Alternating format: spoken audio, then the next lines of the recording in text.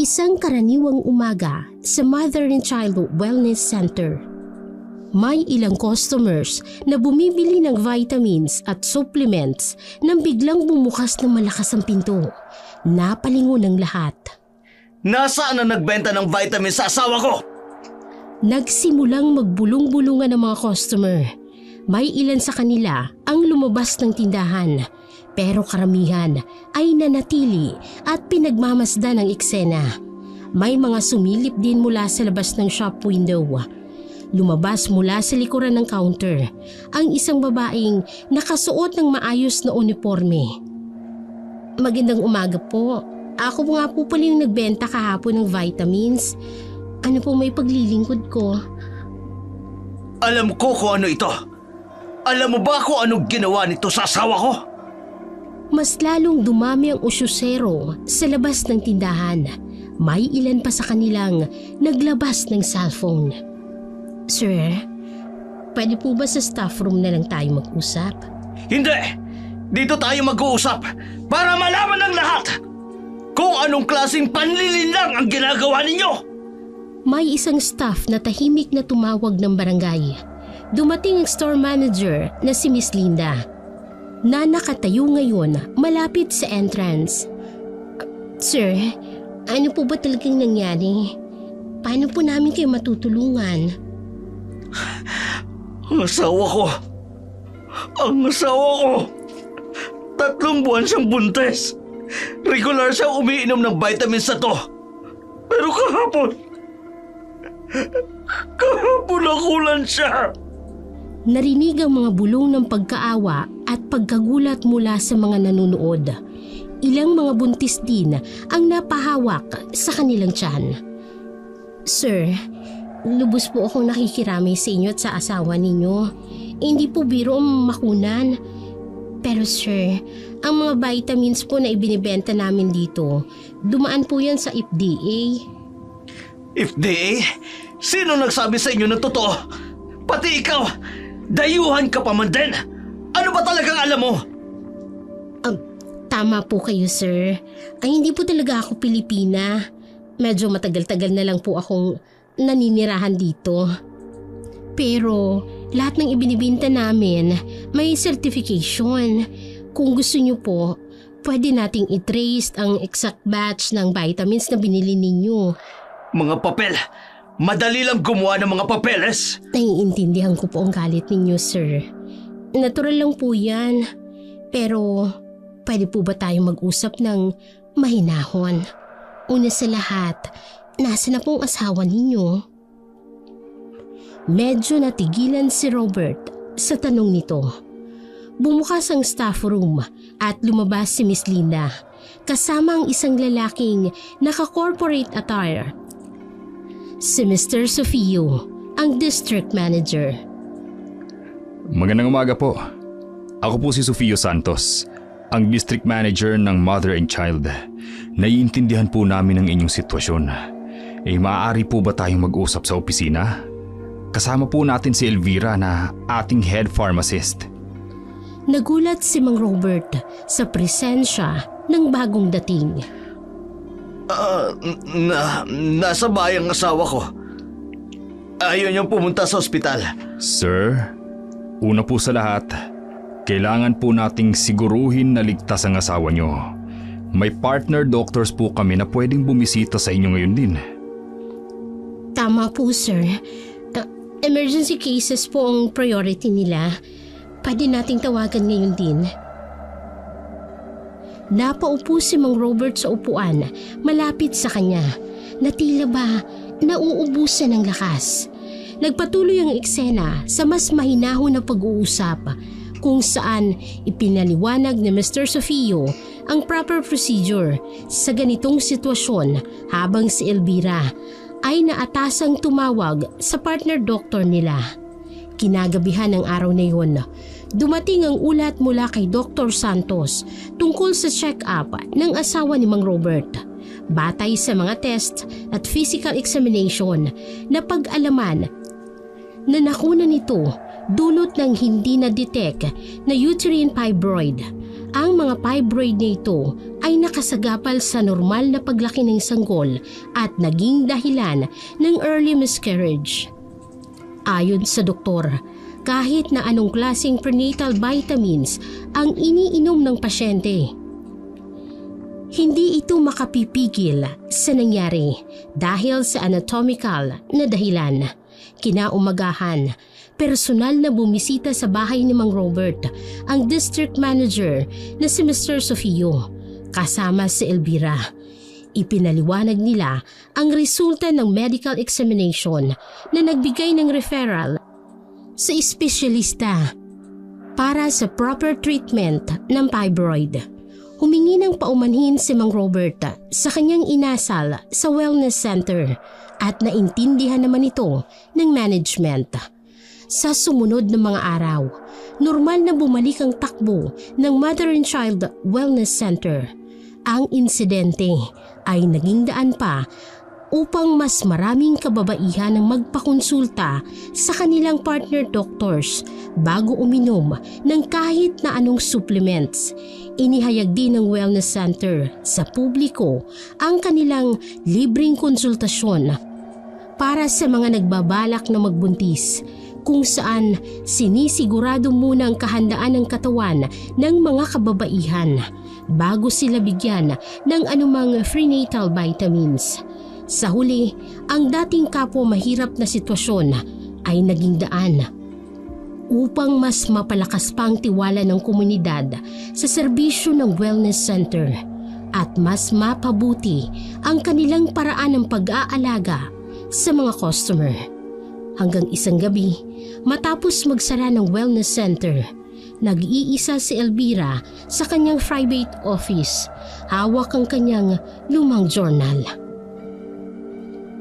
Ang hirap palang magtago ng sikreto, pero kailangan talaga. Pasensya na po sa lahat. Hindi ko pwedeng sabihin ang tunay na dahilan kung bakit ako nandito. Na ang mga libro at ang mga reseta ay hindi lang simpleng pamana ng pamilya. Pero at least, nakakatulong ako. Ang wellness center, legitimate naman talaga. Ang mga supplements, herbal tea, lahat ito, tunay namang epektibo. Tumayo siya't naglakad papunta sa glass cabinet kung saan nakalagay ang mga tradisyonal na herbs. Perfect cover ng pagiging dayuhang herbalist. Walang magtututa, walang magtatanong kung bakit ako biglang dumating dito. Kung bakit dito pa sa bayan na ito. Tumigil siya sa harap ng Art Deco window. Pinagmasdan ang buwan. Sana maintindihan nila balang araw na ang wellness center na to ang pagtulong sa komunidad. Totoo man ay may mas malalim na dahilan. Hinawakan niyang isang medalyon. Sa ngayon, sapat na sigurong alam nilang ako si Elvira, ang dayuhang herbalist na nagmamalasakit sa kanilang kalusugan. Ang iba, hindi pa dapat na malaman. Pinatay niya ang ilaw sa kanyang opisina. Iniwan ang mga lihim na nakasabit sa hangin ng gabi. Isang umaga, sa wellness center, pumasok ang isang batang babae, halatang buntis at nag-aalangan. Hi po, may prenatal vitamins po ba kayo? Good morning. Yes, meron. First time mo dito? Umupo ka muna. Magkano po yung pinakamura? Limited lang po kasi yung budget ko. Napansin ni Elvira na namumula ang mga mata ng babae na tila ba katatapos lang nitong umiyak. 5 months ka na ba? Nagpapacheck up ka ba? Regularly? Po? Paano niyo po nalaman? Hindi pa po ako nagpapacheck up. Wala po kasing pera. Sa posture mo, Saka sa way ng paghawak mo sa tiyan mo. Importante ang regular check-up sa second trimester. May mga changes kasi sa placenta development at fetal growth na kailangan mo monitor. Akala ko po ba tindera lang kayo? May background din ako sa prenatal care. Ay, mahirap na nga pala. Halos parang 18 years old ka pa lang. Nasaan ang partner mo? Iniwan na po ako ni Jake. Ayaw niya daw po ng responsibilidad. Hindi ko na rin po masabi sa parents ko. Kaya pala, hindi bale. May marirecommend akong magandang OB-GYN. Pati supplements, bibigyan kita ng specialized prenatal vitamins with iron and folic acid. Essential yan for neutral tube development ng baby. Po, pero wala po talaga akong pambayad. May program tayo para sa young mothers. Pre-check-ups, vitamins, counseling. Kailangan mo ng proper nutrition, lalo na't nasa crucial stage ng pregnancy. Alam mo ba sa ngayon, nagde-develop na ng auditory system ang baby mo. Talaga po, nakakarinig na po siya? Yes, kaya importante ang calm environment. Bibigyan kitang special herbal tea. Caffeine-free. Safe ito para sa mga buntis. Nakakatulong sa anxiety and morning sickness. Pero, bakit po ang bait ninyo? Hindi nyo naman po ako kilala. Part yun ng trabaho ko, ang mag-alaga ng mga mama, lalo na yung mga nangangailangan ng extra support. Alam mo, may complete prenatal development guide ako dito. Maya-maya pa, ay nakaupo na sila sa consultation area.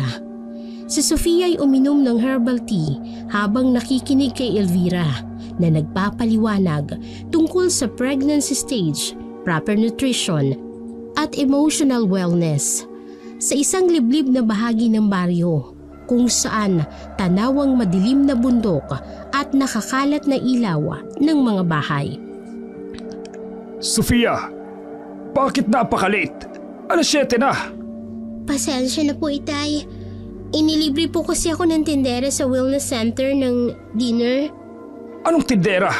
Sa malaking building na yon? Opo, si Miss Elvira po. Ang bait niya, Itay. Binigyan niya po ako ng mga libreng vitamins. Tapos habang kumakain kami, kinikwento niya na nawalan daw siya ng anak dati. Kaya daw grabe siyang nagmamalasakit sa mga buntis ngayon. Nakita ni Tasyo kung anong kumikislap sa dilim ng gubat. Pumasok ka na! Dali! Bakit po, Itay? Hindi ka dapat tumatanggap ng kahit ano sa mga estranghero, anak. Lalo na sa ganitong oras, sa ganitong buwan.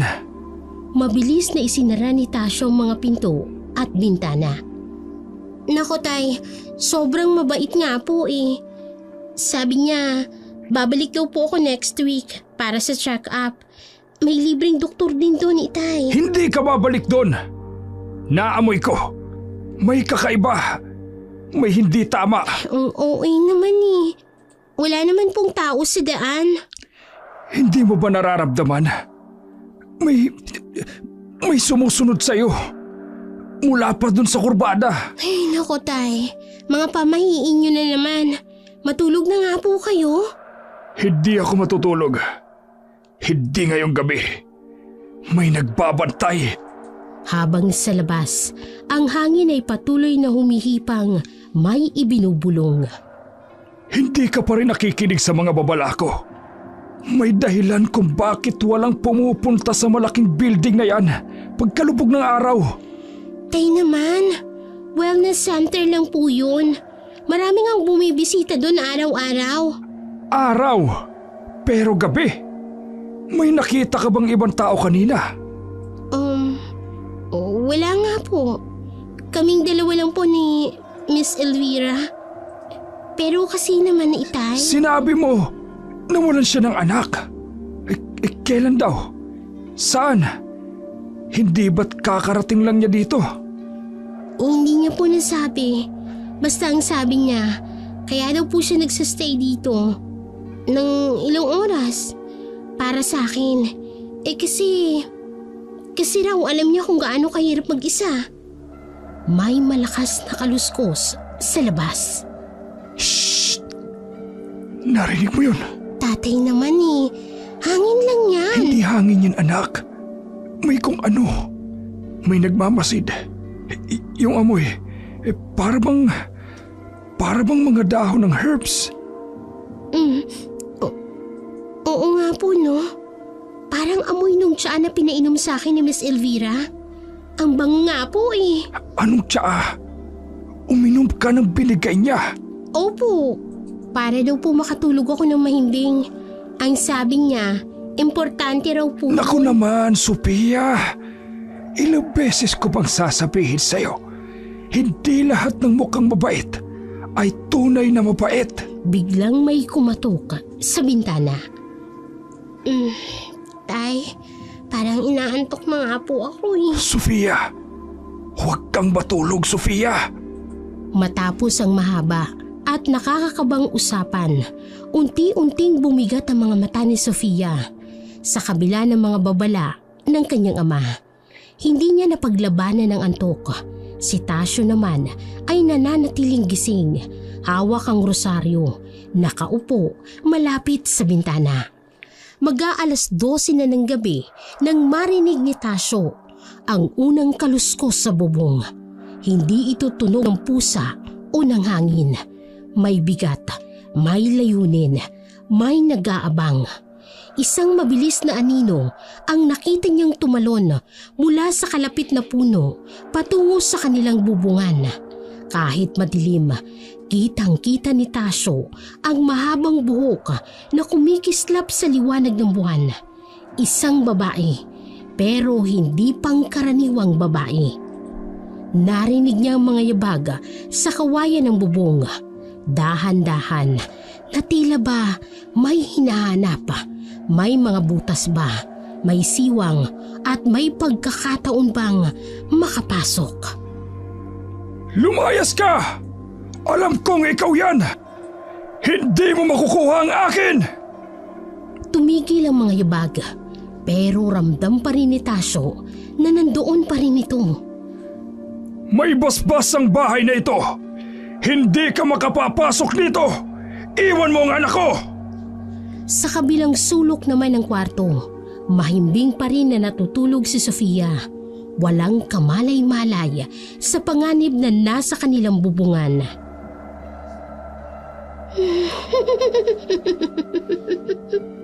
Sinasabi ko sa'yo, hindi ang anak ko! Hindi mo siya mapoprotektahan forever. Ay, Diyos ko, ilayo mo kami sa kasamaan. Mas lumakas ang tawa mula sa bubong hanggang sa unti-unting nawala kasabay ng malamig na hangin. Nanatiling nakabantay si Tasyo, hawak pa rin ang rosaryo. Naririnig pa rin niya ang mahinang yabag sa bubong. Lumayas ka! Iniwan mo na kami dati pa! May kaluskos lang mula sa itaas. Isang maitim na anino na gumagalaw sa bubong. Hindi mo makukuha ang anak ko! Hindi siya para sa'yo! Biglang may kumislap sa mga mata sa bintana. Isang mahabang buhok ang nakikipagsayaw sa hangin. Amoy ng herbs at kakaibang samyo ang bumabalot sa paligid. Basbas ang nasa bahay na ito! Umalis ka! Biglang may narinig ng mga tunog ng kuko sa kawayan. Pagkaluskos ng katawan sa bubong, isang mahabang anino ang gumagapang. Huwag! Huwag mong gagalawin ang anak ko! May malakas na kaluskos sa bubong, mabigat na mga yapak, may kung anong humahagibis sa dilim. Panginoon, iligtas mo po kami! Mula sa kabilang sulok, Gumalaw si Sofia sa kanyang pagkakahiga. Tay, may maingay po sa labas. Wala anak. Matulog ka na. Sa labas, ang anino ay tuluyan ng nawala sa dilim. Pero alam ni Tasyo na babalik ito tulad ng dati. Tulad ng nangyari sa asawa niya. Babalik at babalik ang nagbabantay sa kanyang anak. Sa kabila ng pagsisikap ni Tasyo na manatiling gising ay unti-unting bumigat ang kanyang mga talukap. Ang rosaryong mahigpit niyang hawak-hawak ay dahan-dahang dumudulas sa kanyang mga daliri. Ang herbal tea na ininom ni Sofia ay may ibang layunin. Hindi lamang para sa anak, kundi na rin, pati na rin sa ama.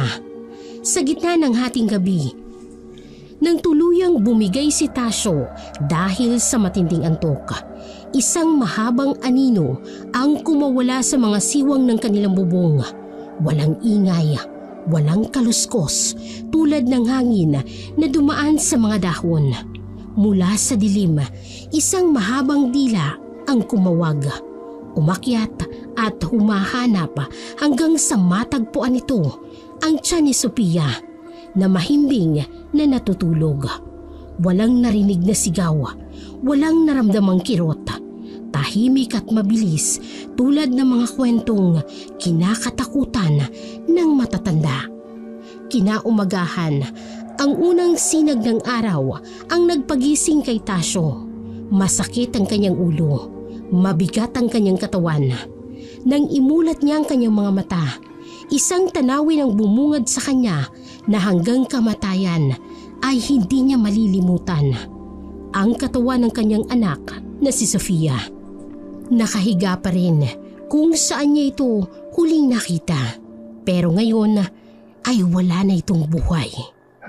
Anak, Sofia, gising na. Napansin ang dugo sa sahig. Dahan-dahang lumapit si Tasyo. Anak! Anak! Ano nangyari sa'yo? Nagimbal siya sa kanyang nakita. Butas na ang tiyan ng kanyang anak. Hindi! Hindi! Sofia! Anak ko! Yakap ang katawan ng anak. Kumuha ito ng rosaryo. Sino gumawa nito sa'yo? Sino may lakas ng loob? Sino gumawa sa anak ko? Bigla niyang naalala ang mga pangyayari kagabi. Ang aswang! Ang aswang kagabi! Ang may gawa nito! Kinahain niya ang amo ko! Kinuha niya ang anak ko! Tumayo ito at mahigpit pa rin ang pagkakahawak sa rosaryo. Dalawang buhay! Dalawang buhay na walang kasalanan! 5 buwan! 5 buwan mong inabangan ang amo ko! Kinuha niyang itak sa dingding. Sumusumpa ako sa ngalan ng anak kong si Sofia! Hahanapin kita kahit saan ka magtago! 18 taon lang siya. Wala pang alam sa buhay. Nangangarap pa para sa anak niya. Bakit? Bakit hindi mo na lang ako kinuha? Sofia, anak, patawad. Hindi kita naprotektahan. Pero ipaghihiganti kita. Naririnig mo ako? Hindi kita ililibing hanggang hindi kita na ipag-iigante. Humakbang ito papunta sa pintuan. Nasa dilim ka pa. Naririnig mo ako. Alam kong pinagmamasdan mo ako. Humunta ka. Magbabayad ka. Magbabayad ka ng napakamahal. Hinigpitan nito ang pagkakahawak sa itak at sa rosaryo. Ang anak ko. Ang apo ko. Ang mga pangarap nila. Kinain mo silang lahat. Pero ngayon, ako naman ang manginginain ng buhay mo. Hindi ako titigil. Hindi ako matutulog hanggang hindi kita nahahanap. Ang mga pangyayari sa gabing yun ay naging paalala sa mga tao sa baryo na ang mga kwento ng matatanda tungkol sa mga nilalang na nagbabantay sa dilim ay hindi lamang kwento. At ang Art Deco building sa gitna ng bayan, ang Wellness Center, ay patuloy na tumatanggap ng mga bagong customer na walang kaalam-alam sa tunay na layunin ng kanilang mga herbal tea at supplement. Inilibing si Sophia sa liblib na parte ng sementeryo, kasamang kanyang hindi pa isinisilang na sanggol. Matapos ang libing, dumami ang mga bulong-bulungan sa baryo. May mga nagsasabing simula nang dumating ang Art Deco building na Wellness Center, dumami ng kakaibang pangyayari. Sa tabi ng tindahan ni Aling Berta, may mga matatanda na nagkwekwentuhan. Ay, naalala niyo ba si Linda? Yung buntis na nawala. Pati na rin yung anak ni Marta, yung grade 6. At saka yung buntis na nakunan. Abay, lahat sila customer doon. Pero sa kabila ng mga kwento, patuloy ang operasyon ni Elvira sa Mother and Child Wellness Center. Ngayong araw, pumasok si Aurora, 25 taong gulang, 5 buwang buntis. Sa loob ng center, maaliwalas ang paligid. Amoy herbs at essential oils. Sa counter, nakahanay ang mga imported na bote ng prenatal supplements. Sa gilid, may display ng mga herbal tea na naka-organize ayon sa trimester ng pagbubuntis. Sa private consultation room ng Wellness Center, mahihinang classical music ang tumutugtog. Amoy lavender at chamomile ang hangin. Oh, kumusta Aurora? Komportable ka ba dyan sa upuan? Special yan para sa mga buntis. Opo, ang lambot nga po eh. Tsaka ang bango po ng tea na binigay nyo. Napansin ko medyo may pagkamatamlay ka. Ang sabi mo may problema ka sa pagtulog. Oo nga po eh. Hindi po ako makatulog sa gabi. Tapos ang bigat ng katawan ko. Naghanda ako ng special blend para sa'yo. Pure Organic Prenatal Plus. Australian herbs ito. Galing sa farm. Perfect ito para sa 5 buwan ng pagbubuntis. At ito naman, Night Bloom Tea. Unique blend ito ng chamomile, lavender, at sikretong herbs ng aming pamilya. Iinom ka nito 1 oras bago ka matulog. Safe po ba yan lahat? Of course! Lahat ito certified. At personal kong ina-assist ang bawat kliyente para ma-check na tama ang blend para sa kanila. At paano naman sa mga stretch marks mo? Etong golden oil, may special warming effect to. Mas epektibo kapag gabi mo ito ginamit bago mo inumin ang night bloom tea. Medyo mahal po ba yung mga yan? May package ako para sa'yo. Kasama na ang weekly consultation, prenatal classes tuwing Sabado, at libreng assessment para sa'yo, para sa baby mo. Sa daan pa uwi, magkahawak kamay ang mag-asawa. Ang paper bag ng Wellness Center ay mahigpit na yakap ni Aurora. Ang bait talaga ni Miss Elvira. Alam mo ba, personal niyang hinahalo ang mga vitamins ko. Custom blend daw para sa katawan ko. Magkano ba naman lahat ang binili mo? Pero okay lang. Blessing talaga may ganyang wellness center dito sa atin. Worth it naman, mahal. Alam mo, pinainom niya ako ng tea kanina. Ang sarap! Parang nawala lahat ng pagod ko. Teka, ayusin ko lang itong mga binili ko sa tokador. Tingnan mo, ang ganda ng mga pakete, no? Australian herbs daw to. May instructions pa kada isa. Basta happy ka, mahal. Mukha namang effective sa'yo, di ba?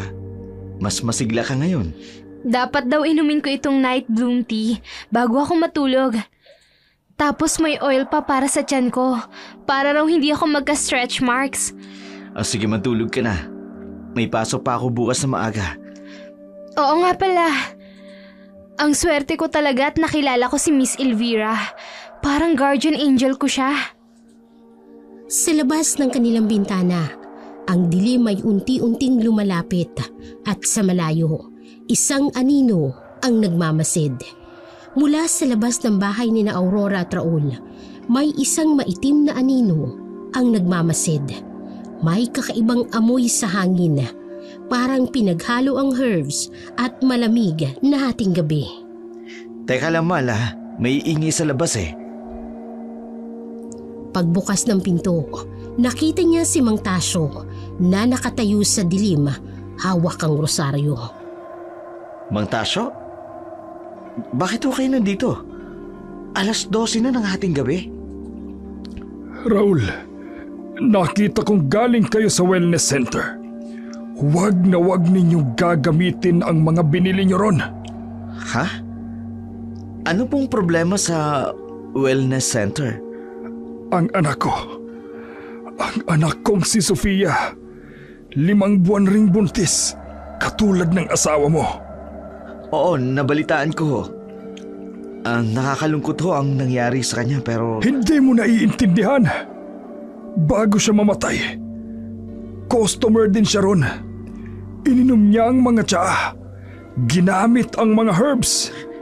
Mang Tasyo, wala pong kinalaman ang wellness center sa nangyari sa anak ninyo. Makinig ka sa akin, Raul.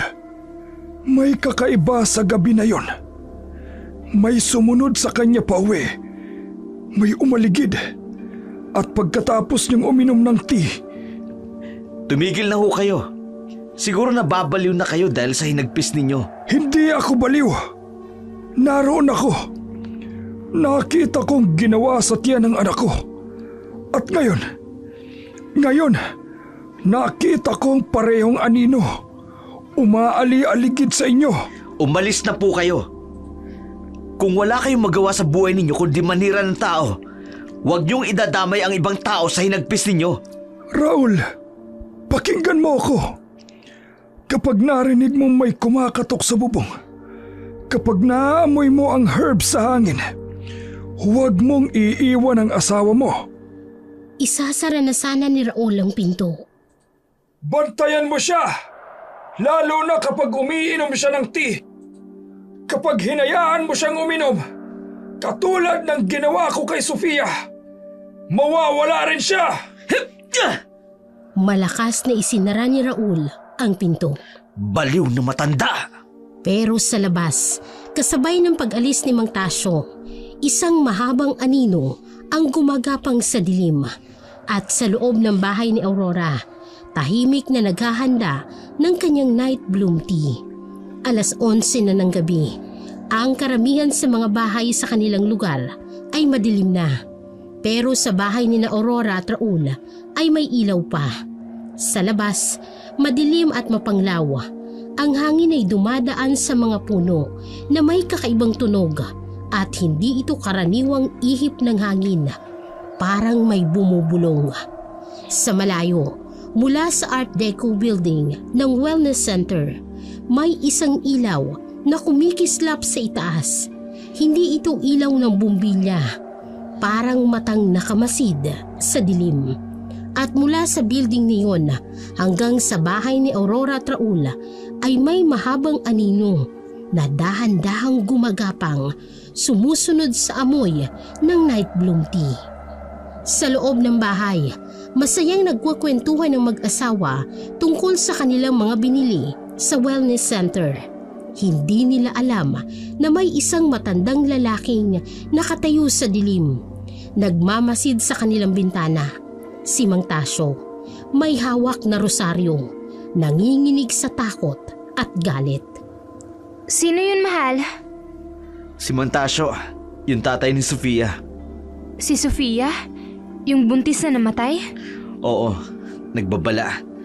Sabi niya, wag daw natin gagamitin yung mga binili nating mga vitamins sa wellness center. Bakit naman? Ang ganda-ganda nga ng wellness center dito eh. Ang bait pa ni Miss Elvira. Alam mo naman ang mga matatanda. Pinaghalo-halo niya ang hinagpis niya sa kung ano-anong pamahiin. Sabi niya, customer din daw si Sofia bago Mamatay? Pero marami namang customers doon ah. Hindi naman ibig sabihin. Hay nako, alam mo naniniwala pa siya sa aswang? Sabi niya may sumusunod daw sa atin. May umaali-aligi daw. Kawawa naman si Mang Tasyo. Siguro sa sobrang lungkot, hindi niya na alam kung anong totoo sa hindi. Huwag mo nang isipin yun. Baliw na siguro yung matanda na yun. Inuubos niya ang buhay niya sa paghihiganti sa mga bagay na hindi naman totoo. Pero mahal, hindi ba nakakatakot? Customer din si Sofia doon. Tapos bigla na lang... Huwag kang matakot. Andito lang ako. Hindi kita iiwan. Ano yun? Pusa lang yan. O inumin mo na itong tea bago ka matulog. Ang bango talaga nito. Parang sarap matulog. Ang hating gabi ay tahimik sa mga iskinita ng kanilang lugar. Sa malayo, mula sa lumang Art Deco building, may ilaw na patay-sindi. Ang wellness center ni Elvira. Ang mga puno sa gilid ng daan ay sumasayaw sa malamig na hangin. Nagbibigay ng maitim na mga anino sa lupa. Si Mang Tasyo ay naglakad-lakad sa dilim. Hawak ang kanyang rosaryo. 2 buwan na mula nang mamatay ang kanyang anak na si Sofia. 2 buwan na rin siyang nagbabantay, naghihintay at nagmamasid. Sa hindi kalayuan, may nakaparadang itim na kotse. Kilala niya ito, ang kotse ni Elvira. Dahan-dahan siyang lumapit, hawak ang itak sa kabila niyang kamay. Ngayon, malalaman natin kung gaano kakalakas kapag hindi ka makalakad. Dahan-dahan niyang sinaksak ang mga gulong nito. Mang Tasyo, anong ginagawa niyo dito? Ikaw dapat ang tinatanong ko. Bakit ka nandito sa ganitong oras? May karapatan ba kayong magtanong? Nag-dinner lang ako, kasama si Aurora. Si Aurora? Bakit mo ginagawa ito? Hindi ka pa ba nakontento sa anak ko? Nababaliw na kayo. Alam ng buong bayan ang nangyari kay Sofia. Aksidente yon. Aksidente? Nakita kita. Nakita kitang umaakyat sa bubong namin. Tigilan niyo ako, Mang Tasyo. Kawawa naman kayo. Hindi niyo na alam ang totoong nangyayari sa paligid ninyo. Ako? Kawawa?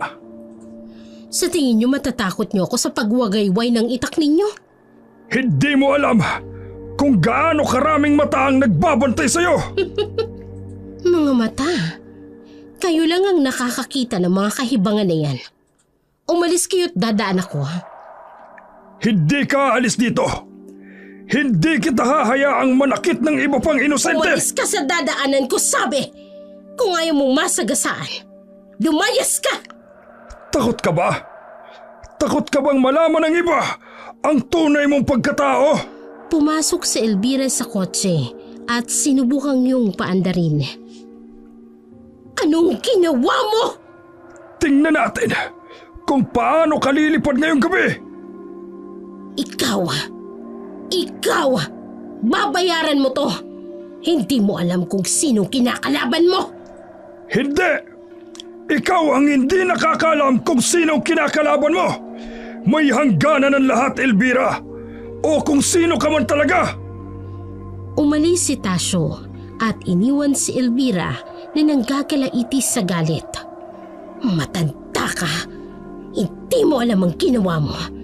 Hindi ka dapat mangialam! Sa dilim, ang mga mata ni Elvira ay kumikislap ng mapula. Sa kalangitan, ang mga ulap ay tumatakip sa buwan at ang hangin ay bumibilis na may kasamang amoy ng herbs at kakaibang samyo. Makalipas ang 1 linggo, matapos ang gabi ng paghaharap, sa bahay ni na Aurora at Raul, nagsimulang magbago ang mga bagay. Si Aurora ay dating masigla at malusog na buntis ay naging maputla at matamlay. Ang dating maaliwalas niyang kutis ay naging maputla at ang kanyang mga mata ay may maitim na bilog sa ilalim. Tuwing iinom siya ng night bloom tea, ramdam niya ang kakaibang init sa kanyang katawan. Hindi ito ang normal na init ng tsaa. Parang may kung anong gumagapang sa kanyang mga ugat. Ang kanyang blood pressure na dating normal ay biglang tumaas nang hindi maipaliwanag. Isang gabi, sa bahay ni na Aurora at Raul, naghahanda ng night bloom tea si Aurora. Mahal, parang hindi ako makahinga. Anong nararamdaman mo? Ang bilis ng tibok ng puso ko. Parang sasabog. Napaupo si Aurora sa silya. Hawak pa rin ang kanyang dibdib. Teka, titingnan natin ang BP mo. Hindi ko maintindihan. Simula nung uminom ako ng vitamins ni Miss Elvira. 165/110. Aurora, sobrang taas ito. Ang init ng katawan ko. Pero bakit nanginginig ako? Teka, itigil mo muna ang pag-inom ng supplements. Pero sabi ni Miss Elvira, bawal daw itigil. Kailangan daw continuous. Aurora, tingnan mo ang nangyayari sa'yo. Pati ang tina yan. Hindi. Kailangan ko to para sa baby. Sabi ni Miss Elvira. Akin na sabi, tama na yan. Ayoko. Dadalhin kita sa ospital. Ayoko sa ospital. Gusto ko lang uminom ng tea. Biglang may kumatok sa bintana. Isang sanga ng puno o isang mahabang daliri. Hindi. Tingnan mo ang nangyayari sa'yo. Hindi ito normal. Pero mahal, si Miss Elvira, sabi niya, special blend to para sa akin lang. Biglang huminto sa pagsasalita si Aurora. Napahawak ito sa kanyang ulo. Ang sakit! Parang umiikot ang paligid. Akin na kasi ang iniinom mo na yan eh. Itapon na natin to! Wag mong gagalawin! Nagulat si Raul sa hindi pangkaraniwang sigawa ng kanyang asawa. Aurora? Bakit ka sumigaw ng ganun? Hindi ko alam.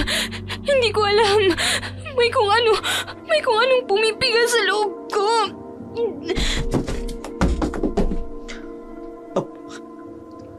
Sandali lang. Tatawag lang ako ng ambulansya. Hindi. Ayoko. Kailangan ko lang uminom. Huwag mo nang subukin abutin ang nahulog na tasa. Miss Elvira! Sabi ni Miss Elvira, kapag hindi ako uminom, mawawala ang baby ko. Ano? Kailan niya sinabi yan? Sa panaginip ko, kinausap niya ako sa gabi. Biglang nawala ng malay si Aurora. Aurora! Aurora! Sa labas, may mahihinang tawa sa hangin at sa loob ng bahay, ang mga bote ng supplements ay parang kumikislap sa dilim. Kinabukasan, pagkatapos ng mga pangyayaring yun, naisipan ni Raul na pumunta sa wellness center at kausapin si Elvira. Alam mo ba kung anong oras umuuwi ang asawa mo kapag pumupunta siya dito? Ano? Minsan nananatili siya hanggang hating gabi. Katulad nung nakaraang linggo. Hindi siya nagkukwento sa akin. Tingnan mo, 7 beses siyang pumunta dito sa nakaraang linggo. Pero ilan lang ang alam mo? Nakita ni Raul ang mga entry sa logbook. Alam mo ba kung sinong madalas niyang nakakasalubong? Si Mang Tasyo. Palaging nakaabang. Hindi totoo yan. Raul, bilang kaibigan, concern lang ako. Baka may itinatago sa iyong sekreto ang asawa mo. Bakit kaya sobrang interesado si Mang Tasyo sa kanya? May pumasok na customer at agad na tumigil saglit si Elvira. Ang anak ni Mang Tasyo, bago siya namatay, ganyan din. Palihim na pumupunta rito, nakikipag-usap sa kung sino-sino. Pero ang supplements mo, Herbs lang ang supplements ko. FDA approve. Pero kung may ibang bagay na nangyayari kay Aurora, baka may iba pang dahilan. Napaupo si Raul dahil sa pagkalito. Kung ako sa'yo, bantayan mo siya. Lalo na sa gabi, may mga bagay na hindi natin alam. Sa daan pa uwi, hindi mapakali ang isip ni Raul. Ang mga salita ni Elvira ay tulad ng karayom na tumatagos sa kanyang isipan. Pagdating sa bahay, nakita niyang nakaupo si Aurora sa sala, maputla at matamlay. Aurora, kailangan natin mag-usap. Tungkol saan? Kay Mang Tasyo. Totoo bang pumupunta siya rito? Isang mahabang katahimikan ang namayani sa mag-asawa. Hindi ko alam kung paano ko sasabihin. Sabihin mo ang totoo. Nagkikita kayo? Oo, dumadating siya kapag wala ka. Ano? Bakit mo itinatago sa akin? Kasi alam kong magagalit ka. Si Mang Tasyo, dating albularyo siya. Anong sabi mo? Binibigyan niya ako ng mga orasyon, mga dasal, para sa proteksyon. Sabi niya, kailangan daw naming mag-ingat. At nakikinig ka sa kanya? Oo! Kasi mas naniniwala ako sa kanya. Alam mo ba kung ilang buntis na ang nawala ng anak dito? At ilang tiyan na ang nabutas? Kalokohan! Pamahiin lamang yan! Hindi! Si Mang Tasyo, alam niya yung tunay na nangyayari. Sinabi niya sa akin na may nagpapanggap, may nagtatago sa likod ng magandang muka. At naniwala ka sa matandang yon? Nagbigay siya ng patunay. May mga ritual siyang ginagawa para malaman kung sino ang tunay na salarin sa pagkamatay ng anak niya. At kaya pala laging mataas ang blood pressure mo? Anong ritual ang pinagagawa niya sa'yo? Para sa proteksyon lang. Sabi niya, delikado raw yung wellness center na yon. Delikado raw si Elvira. Sino yan? Si Mang Tasyo. Oras na daw ng panalangin. Sandali lang, paalisin ko siya. Umalis ka, matanda ka! Mahal, hintay! May ipapakita siya sa atin. Yung tungkol sa mga gamot ni Elvira. Raul, kailangan mong malaman ang katotohanan. Anong katotohanan? Nililito mo lang ang asawa ko! Tingnan mo ito. Ito. Ang mga herbs na ginagamit ni Elvira. Hindi normal na herbs to. Mahal, pakinggan mo muna siya. Ang night bloom tea. Alam mo ba kung kailan lumitaw ang tinayan dito? Kasabay ng pagdating ni Elvira. Kasabay ng mga nawawalang buntis. Tigilan mo ang kahibangan mong matanda ka! Mahal, totoo. Simula nung uminom ako ng tea, parang may kumakain sa loob ko. Hindi na tayo dapat mag-aaksaya pa ng oras. Kailangan nating gawin ang ritual ngayon din. Anong ritual? Para maprotektahan si Aurora. Bago pa mahuli ang lahat. Bago pa siya maging katulad ng anak ko. Mahal, tulungan mo ako. Anong nangyayari sa'yo? Dali! Ihiga mo siya! Mahal, tatawag ako ng ambulansya. Wala nang oras. Hindi siya maliligtas ng ospital. Mahal ang tiyan ko. Parang may kumakalmot sa loob ng tiyan ko. Raul, hawakan mo ang asawa mo. Huwag mong bibitawan. Ano bang nangyayari? Ang tea, ang supplements, lahat ng yun para pahinain siya. Para madaling kunin ang bata.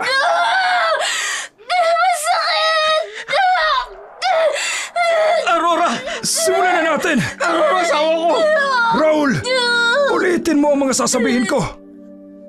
Napansin ni Raul na may kung ano talagang nangyayari sa paligid nila. At kahit hindi niya maintindihan ng lahat, nakita niya ang depresyon sa mga kilos at salita ni Mang Tasyo. Naramdaman niyang seryoso ang matandang ito sa pagprotekta sa kanyang asawa. Raul, kailangan mo akong paniwalaan. Ang buhay ng anak mo at ng asawa mo ang nasa panganib dito. Pero ano bang koneksyon ito? Ano bang eksaktong nangyayari? Hindi ko maintindihan ang lahat ng ito. Makinig ka lang at sundin ang mga gagawin ko. Kailangan nating pigilan ang mga puwersa na nagsisikap kunin ang sanggol mo. Inilabas ni Tasyo ang ilang nakasulat na mantra at inilapat yun sa dibdib ni Aurora. Ulitin mo ang mga sasabihin ko. Ipagkaloob mo sa amin ang iyong basbas. Ipagkaloob mo sa amin ang iyong mga basbas. Iligtas mo ang aming anak Iligtas mo ang aming anak mula sa masasamang kapangyarihan. mula sa masasamang kapangyarihan. Hindi ko alam kung anong nangyayari. Pero kung ito ang paraan para maproteksyonan ang aking pamilya, gagawin ko. Sumunod si Raul kay Tasyo at paulit-ulit na inulit ang mga salitang yon. Habang ginagawa nila ito, ang kaluskos sa bubong ay naging mas malakas at nararamdaman ni Aurora ang panibagong sakit ng kanyang tiyan. Mahal ang sakit! Aurora! Tulungan mo ako! Mang Tasyo, anong nangyayari? Ituloy lang natin. Kailangan nating tapusin ang ritual bago siya makaakit pa ng higit na makapangyarihan. Nanalangin sila ng malakas habang nabubuo ang insenso ni Tasyo. Naramdaman nilang may kung ano talagang pumipigil sa kanilang ginagawa. Na tila isang masamang lakas na gumagapang papalapit. Si Raul, kahit na hindi naiintindihan ng lahat, ay nakitang matinding determinasyon ni Tasyo na protektahan sila. Naisip niyang kahit na hindi niya lubos maintindihan ang nangyayari, kailangan niyang sumunod kay Tasyo para sa kaligtasan ng kanyang pamilya. Raul, tuloy-tuloy lang. Huwag kang titigil. Mas lumakas ang panalangin at mas mabilis ang pagbubuga ng insenso. Ramdam nilang masamang presensya na unti-unting lumalamig at nawawala. Naramdaman ni Aurora na ang sakit ng kanyang tiyan ay unti-unting nawawala rin. Patuloy ang matinding tensyon at panganib na nararamdaman ni Raul at Tasyo habang nagpapatuloy sila sa kanilang panalangin. Ramdam nilang masamang presensya na gumagapang papalapit at alam nilang kailangan nilang maging mapagbantay at matatag. Raul, tuloy-tuloy lang. Huwag kang titigil sa pananalangin. Kailangan nating paalisin ang aswang na yan bago siya makapasok dito. Pero ano ba talagang nangyayari, Mang Tasyo? Hindi ko maintindihan ang lahat ng ito. Wala nang panahon para mag-alinlangan. Ang buhay ng iyong anak ang nasa panganib dito. Kailangan nating labanan ng masasamang nilalang na umaatake sa atin. Mababaka sa boses ni Tasyo ang matinding takot at pagmamalasakit. Ramdam ni Raul na ang matanday nanginginig sa pangamba at alam niyang kailangang maniwala siya at sumunod kung gusto niyang maprotektahan ang kanyang pamilya. Sabay-sabay silang nagpatuloy sa kanilang panalangin habang mas lumalakas ang kaluskos at ang pakiramdam ng masamang presensya sa bubong.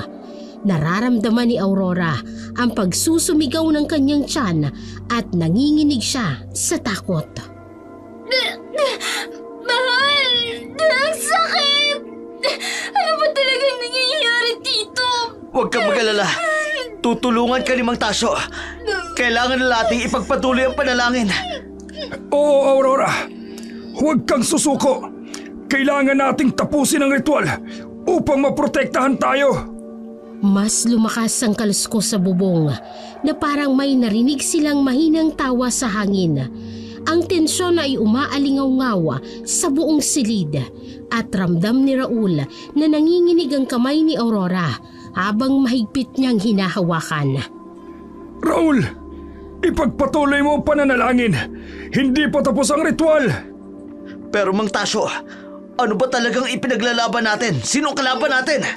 Hindi pa natin siya kilala. Pero alam kong nasa paligid lang siya. Makakapasok siya dito kapag tumigil tayo sa pananalangin. Aurora, kaya mo yan. Parang may kumakalmot sa loob ng Kaya mo yan. Tuloy lang tayo sa pananalangin. Oo, Aurora. Huwag kang bibitaw. Kailangan nating tapusin ang ritual bago pa siya makaakit ng higit na makapangyarihan. Patuloy silang nanalangin habang ramdam nila ang papalapit na masamang presensya. May kumatok sa bintana at unti-unti nitong binasag ang salamin. Dali, Raul! Sabay tayo sa pananalangin.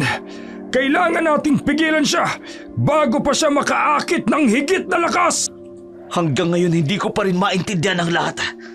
Si Elvira, alam kong siya ang aswang na nagnanasa sa inyong anak. Ano? Pero hindi naman mukhang masama si Miss Elvira. Alam mo ba kung bakit siya nagtatago sa wellness center na yon? May lihim siyang ginagawa. Pero paano mo nasabi na siyang aswang? Wala ka namang ebidensya. Nakita ko siya. Nakita ko siya sa bubong ninyo na tila may hinahanap. Alam mo ba kung bakit palaging may mga kababaihang bumibisita sa wellness center na yon? Bigla na lang nawawala. Ang sakit! Mahal! Aurora! Tulungan mo ako! Aurora, kaya mo yan. Malapit na tayo.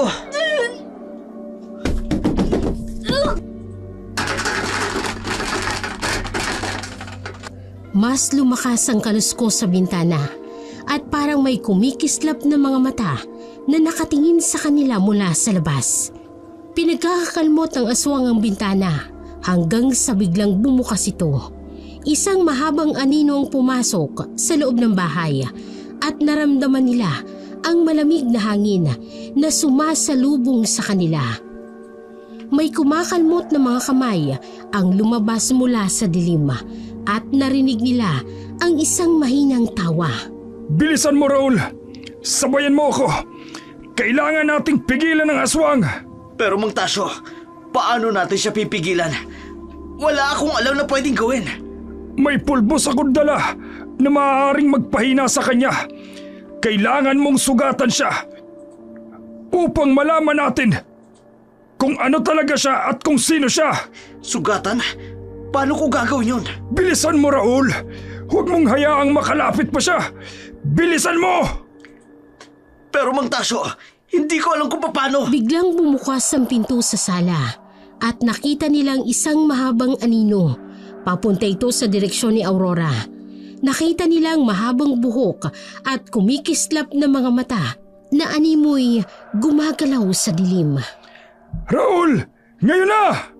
Si Raul, kahit na nanginginig, ay kumuha ng itak at sinubukang tagpasin ang balikat ng masamang nilalang.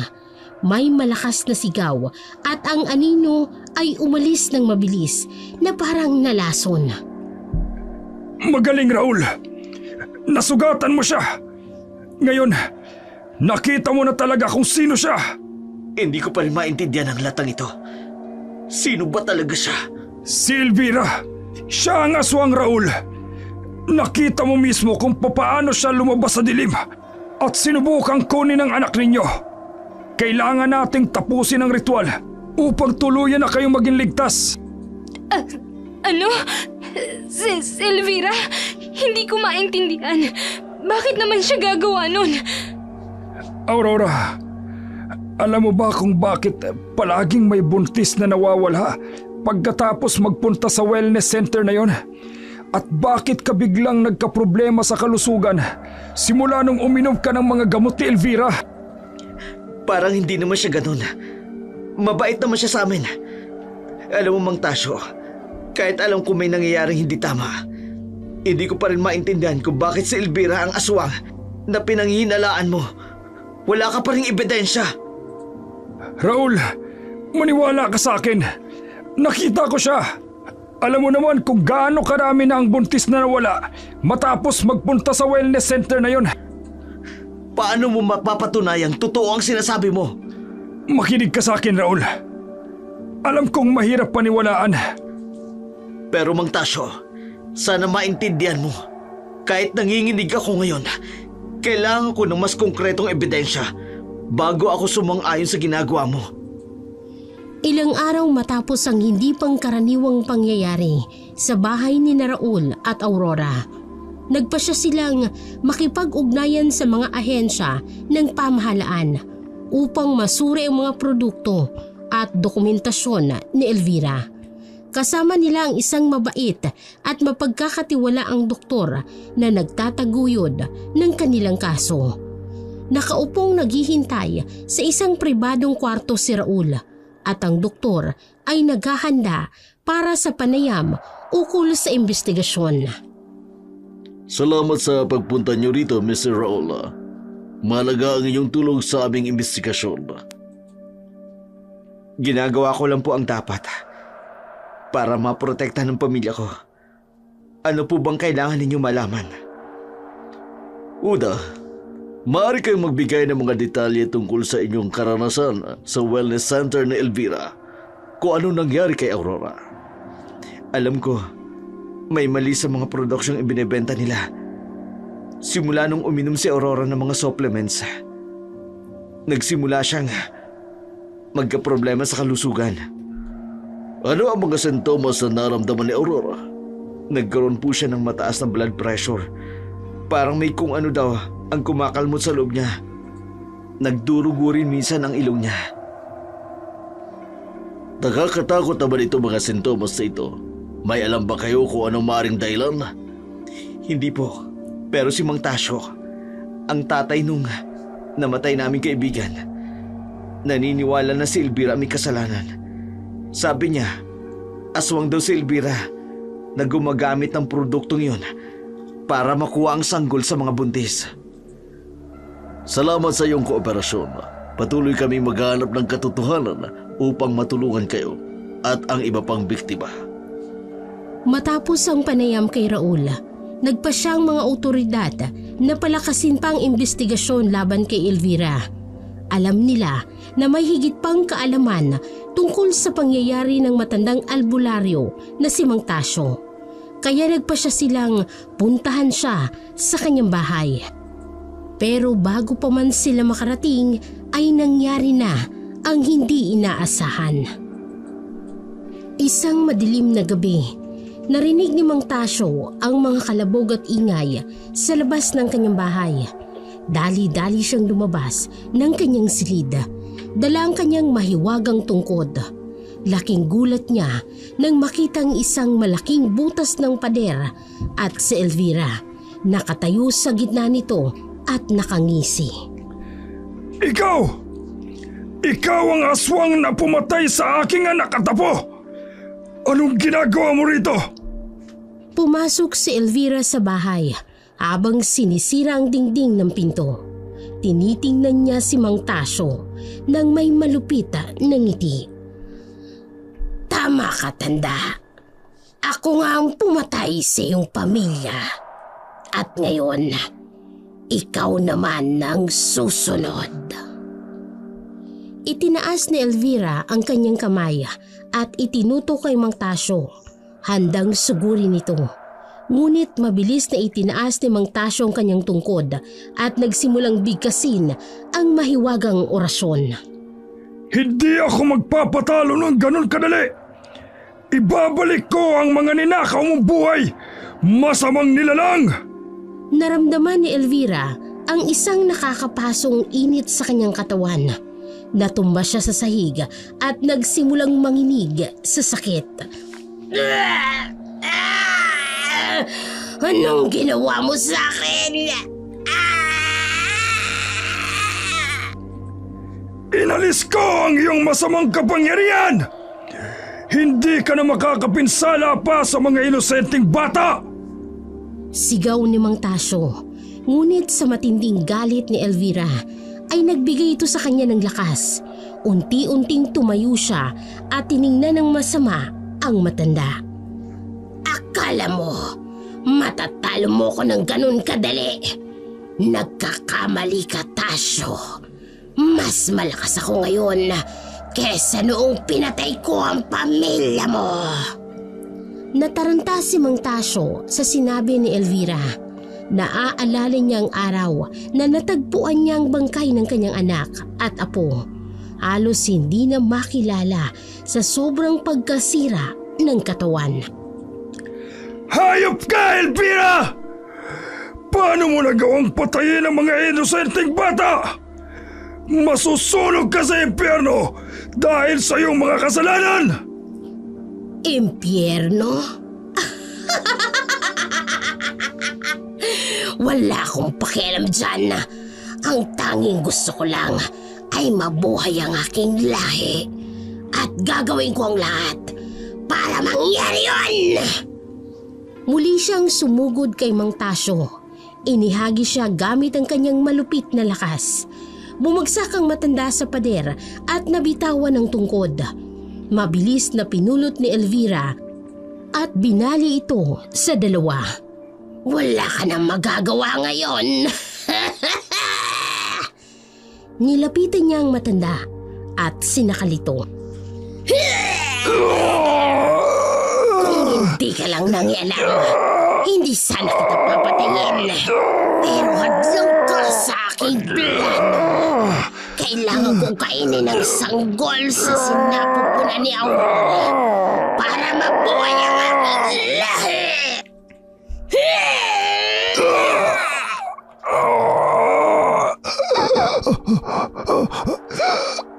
Pumikit si Mang Tasyo. Ramdam ang paghina ng kanyang hininga. Naaalala niyang simula ng trahedyang ito kung kailan nakilala niyang isang buntis na babaeng nanghihingi ng tulong sa kanya. Aurora, patawarin mo ko. At sa isang iglap, bumagsak ang katawan ni Mang Tasyo sa sahig. Wala nang buhay. Ngumiti ng malupit si Elvira. Wala nang makakapigil sa kanya ngayon.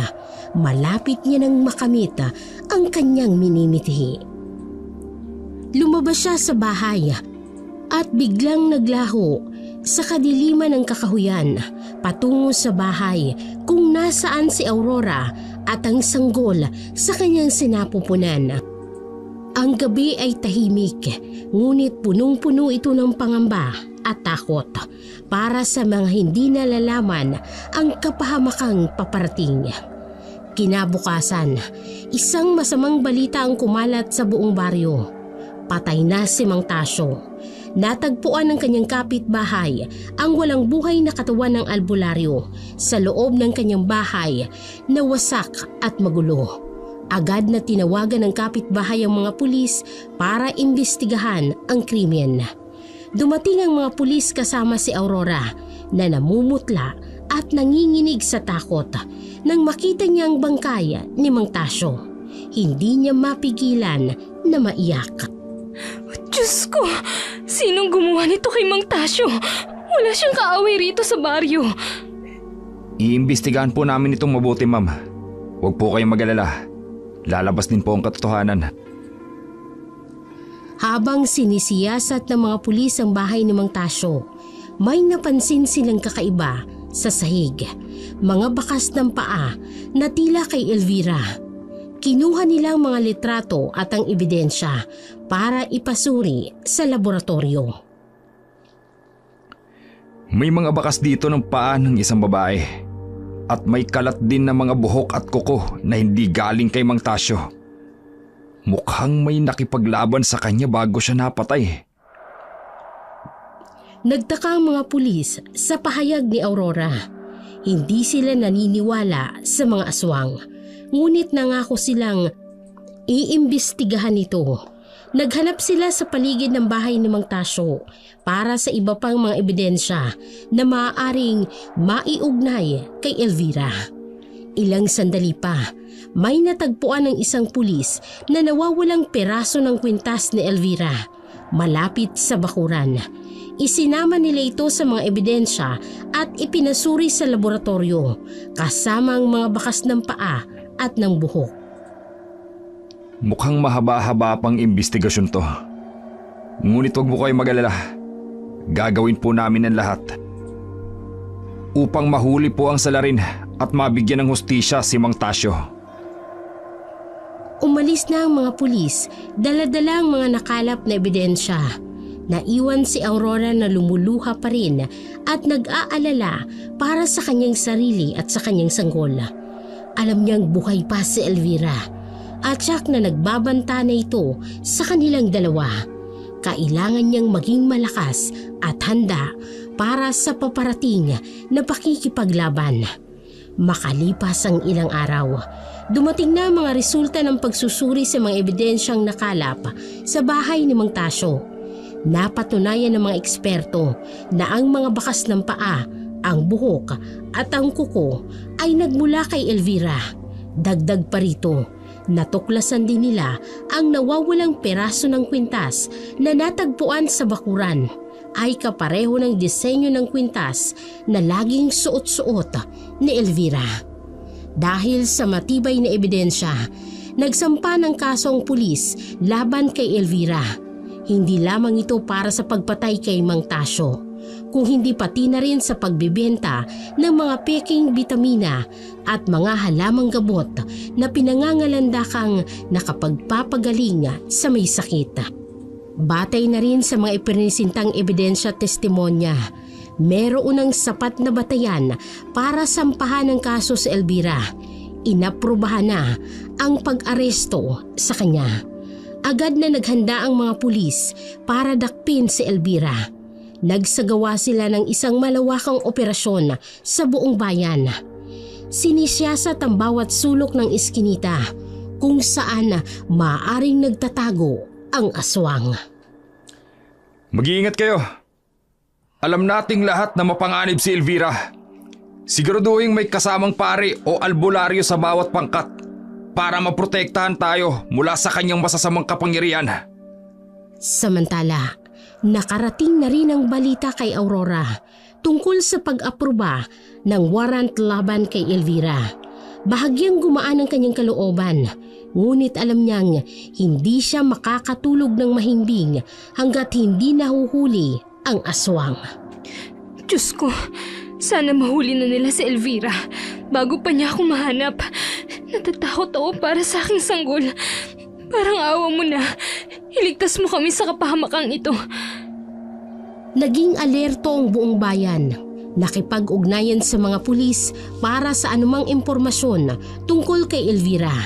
Nagtalaga ang simbahan ng mga pare na siyang mag-iikot sa pamayanan upang magbigay ng banal na proteksyon sa mga tao. Ngunit ilang araw ang lumipas, walang anumang palatandaan kung nasaan si Elvira. Tila siya'y nawala na parang bula. Nagpatuloy ang buhay sa bayan, ngunit may nararamdamang tensyon at pangamba ang bawat isa. Nag-aalala kung kailan at saan muling sasalakay ang aswang. Isang madilim at malamig na gabi, habang tahimik na nakahiga si Aurora sa kanyang silid, biglang pumasok si Elvira sa pamamagitan ng bintana. Namutla si Aurora sa takot nang makita niya ang aswang, ngunit pinili niyang maging matapang para sa kanyang anak. Elvira! Paano ka nakapasok dito? Anong kailangan mo sa akin? Ngumisi si Elvira at ang kanyang mga matay naninigas sa pagnanasa para sa sanggol na nasa sinapupunan ni Aurora. Alam mo kung bakit ako nandito, Aurora? Matagal ko nang ginugusto ang iyong sanggol. Ngayon, ibibigay mo siya sa akin. Tinangka ni Elvira na lapitan si Aurora, ngunit mabilis na kumuha ng isang krus ang buntis at itinapat ito sa aswang. Lumayo ka sa aking tinderang demonyo ka! Tindera ka na mahilig sa bata!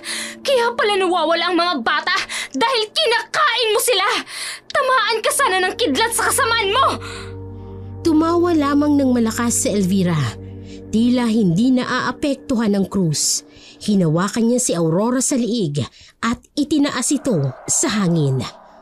Akala mo ba matatakot ako dyan sa krus mo? Wala akong ibang pakialam sa mga yan. Ang gusto ko lang ay ang iyong sanggol at kukunin ko siya ano man ang mangyari. Biglang may kumalabog sa pinto. Ito ang mga pulis na dumating para arestuhin si Elvira. Pinasok nila ang silid at nakita ang aswang na sinasalakay si Aurora. Bitawan mo siya, Elvira! Wala ka ng kawala! Sumuko ka na at huwag nang lumaban pa! Ngunit hindi nagpatinag si Elvira. Ibinaling niya ang kanyang galit sa mga pulis. Handang labanan sila para lamang makuha ang sanggol ni Aurora. Namutla ang mga pulis sa pangamba. Natakot sa masamang kapangyarihan ng aswang.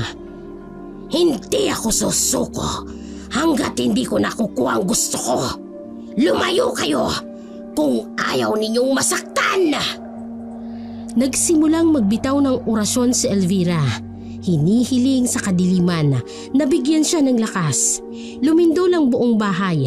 Nayanig sa kapangyarihan ng aswang. Namutla ang mga pulis sa takot. Ngunit nananalangin sila sa kanilang krus at rosaryo. Panginoon, gabayan mo po kami. Bigyan mo po kami ng lakas para mapigilan ang kasamaang ito.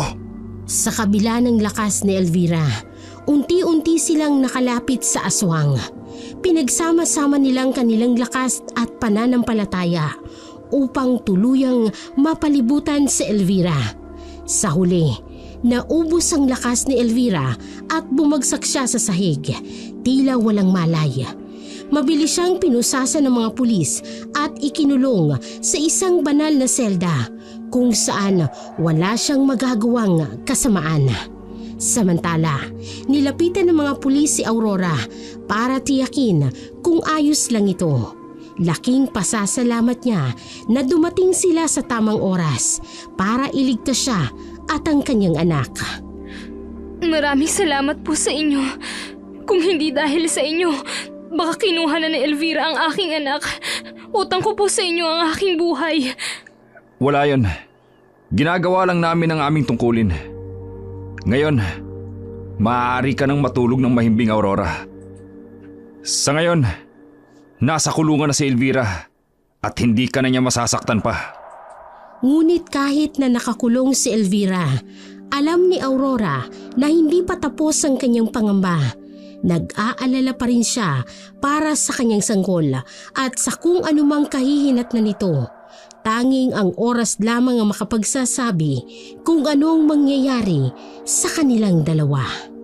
Ang nangyari kay Aurora at Mang Tasyo ay naging daan para mas maghigpit pa sa pagsusubaybay ang FDA sa mga wellness center at tindahan ng suplemento, lalo na ng mga nagtutuon sa kalusugan ng mga buntis.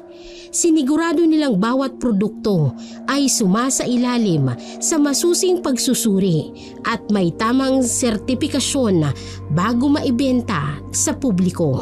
Sa huli, ang trahedyang ito ay nagsilbing aral at babala para sa lahat.